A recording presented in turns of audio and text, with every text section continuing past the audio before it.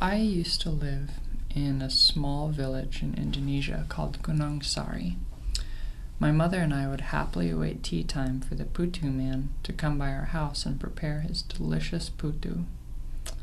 Putu consists of steamed, shredded coconut, plunge pressed into rolls with a brown cane sugar center. The Putu Man had an ingenious kitchen on his back, which consisted of a long bamboo staff strapped across his shoulders, balancing various cooking pots, buckets, and trinkets which clinked and clanked together as he would amble his way up the dirt road leading to our house.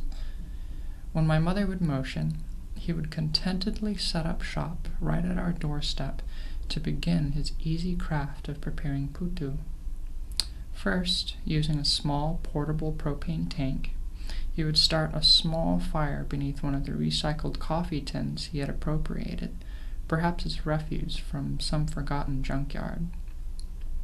Into this would go some water for the later steaming.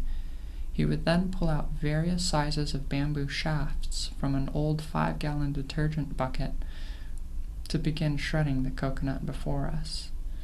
Using knives, shredders, and various utensils fashioned from the very same bamboo, he would prepare to steam the freshly shredded coconut. Not before, however, pulling the long, vanilla-like scented pandan leaves from another container to shred and add to the boiling water for flavor. These pandan leaves are long and green, and they definitely add kind of a vanilla, coconutty, banana type scent or essence to them, and these would be infused into the steamed coconut, giving them a kind of greenish a tint. Now, as the water boiled, he would stuff the shredded coconut into these bamboo shafts. In another shaft, he would stuff the golden crumbles of the cane sugar he had procured earlier in the day. With his staff, he would then plunge it into the coconut shaft, and then plunge that into the boiling water for steaming. So, here's like this coconut stuffed shaft, and then he has this brown sugar shaft, and he'd plunge it in, and then he'd put that into this boiling water, and he would leave it in there, and it would then steam, and then he would let those sit for a while, and then he would take them out, and there would be a plate awaiting, and then he would kind of plunge them out and kind of push them through, and they'd kind of pop out, almost like sushi rolls.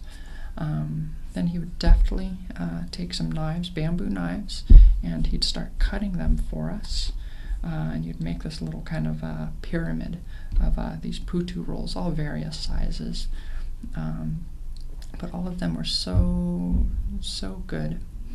And after repeating this process with about 10 to 15 of these bamboo shaft combos, sometimes he might actually stay and have tea with us.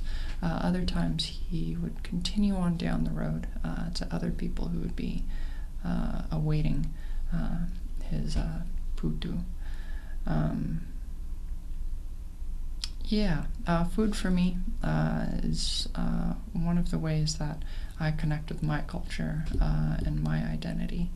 And it was one of the ways this putu was the way that my family would bond when we lived in Indonesia.